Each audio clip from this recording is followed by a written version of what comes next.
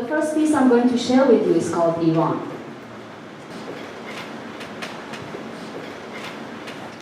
I am forced, stripped down to a handful of dust, the waves of my hair shorn, hands and feet tied down to Procrustean borders of subjection, my vagina bleeding in explosions of testosterone.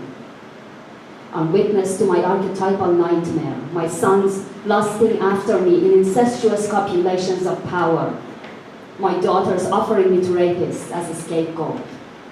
I'm alluring to invaders who demand fake orgasmic pleasure in denial of pain, a prostitute smile I cannot afford, thirsting after my dark juices to keep their industrious phalluses going. No one hears me in this gang rape. And when mock trials are staged and called to testify against myself, I'm a terrorist to colonialists. I terrify ugliness with independent beauty. Accused of profanity, I dance lifeless on sacred gallows. Like Tahmineh, I have bedded heroes who have slain the young. Like Jocasta, I have bedded heroes who have slain the old, and this is not my first time. I'm a woman with history. You, who stand in line, waiting for your turn, you cannot maintain that erection forever. So, coming from Iran, from Middle East, you know that a lot of times it's an area full of conflicts, and the conflicts in the Middle East usually are represented in religious coloring, as if followers of different religious traditions are fighting with one another. So this poem is called Battle of Books.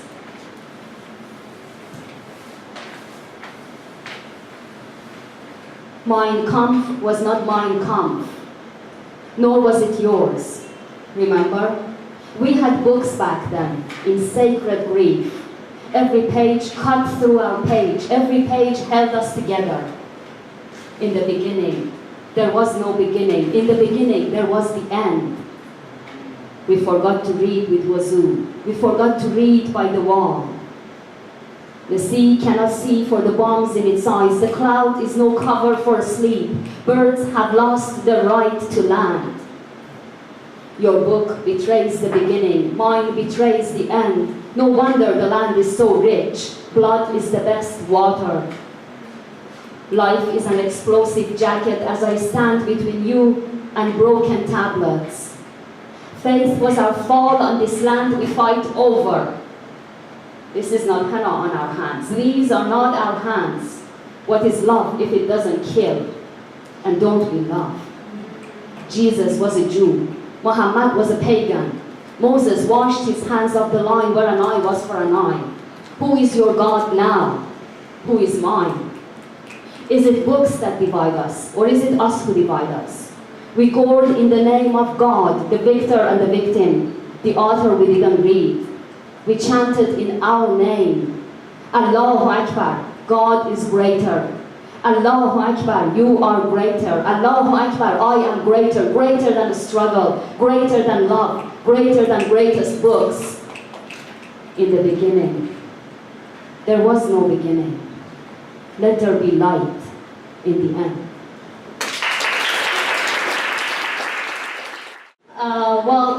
Last piece I share from this first book, Sons of Exile, again has references to Iran. I always tell people that Iran is my first and last love. In this beautiful country with thousands of years of history, in the capital city Tehran there is a prison, which has an infamous ward for political prisoners. It's called Evin. This poem is called The Mirror Soliloquy.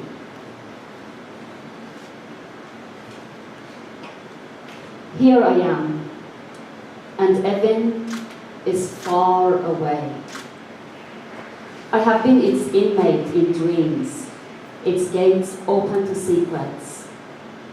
The sentence of life, the interrogation of regret. Goodbye is the kindest exit here. It's an honor, known for its unknown. The prison of fear I never broke out of, fearing the death I was going through. You, fellow inmate, warders away. There is no air as I sabotage your solitary cell. Paint the walls with your hunger. Strike the food fed in the face. Your bones are broken, unlike the beast I am. Every revolution hijacks treason. The tongue of truth is a swollen telltale, a rebel in paralysis, proud of disgust and dead. What is the genre of pain? I cannot translate it into a story. Chronology kills it in the beginning, middle, and end. Time strips teasingly out of truth. Its contours curve, sensual, sadistic, serene. Desire thrusts itself into exile, and I moan out of myself. I cannot write me. I'm not what I write. I'm the writer who writes me. My paper stains the dark. This is the prophecy of breakout. There is nowhere but you. And the pain loves you so much you cannot leave, and you love it so much you cannot forget. You need it to go through yourself. Let the serpent bite its tail. It's blood you need to be more than you are. Distance travels in your journey and brings you home. Green is not the color of ink. Make yourself legible. Visit pain, your forbidden love, as windows wander at the world. Bend your ribs. Don't sell politics for a poultice. You are not asleep. You are a dream.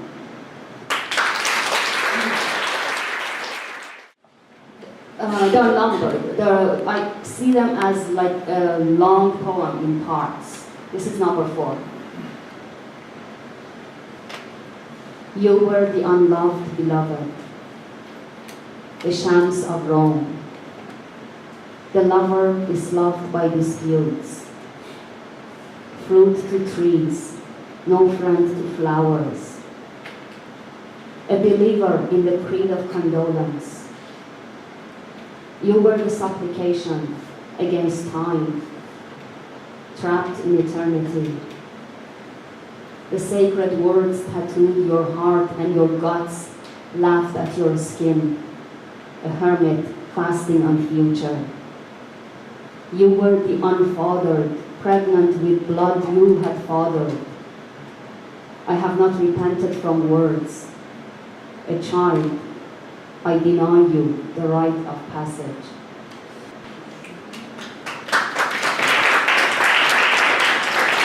Thank you so much. Again, another disturbing poem, number 14.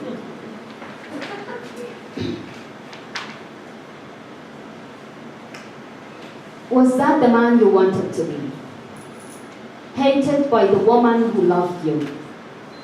The fists on her head pound on your grave, raise dust that cannot settle down on who I am. Mother believes it's your fault. And who am I to deny? Who am I in the war that doesn't end with the end of life? I'd rather be beaten than slandered with love, the story that spilled inward and killed you. Forgiveness is the best revenge, the only thing mother won't forgive. What a nation we were. The roads didn't get me this far. I used my wings, the orphan sparrows that you both love. This is where I land. My eyes are smashed by glasses I wore to see the unseen. Love is conflict all through. Open your arms, Dad. Open fire on peace.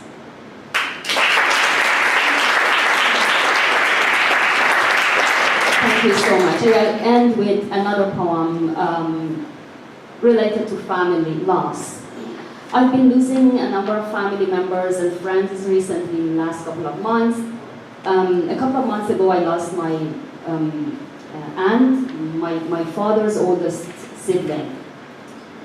In Iran, we call paternal aunts amme. So that's the title of this poem, Amme Navvabe.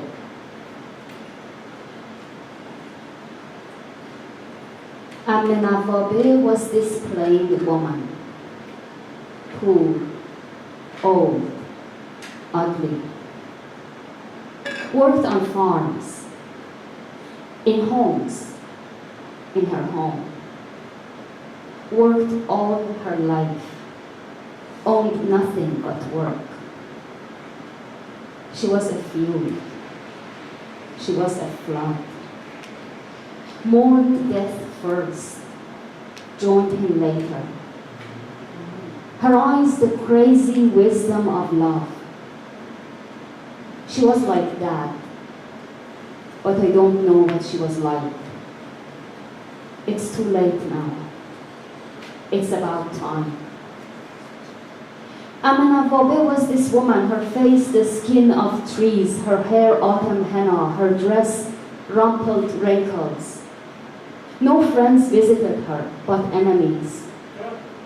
The walls sat with her. The river twisted out of her way.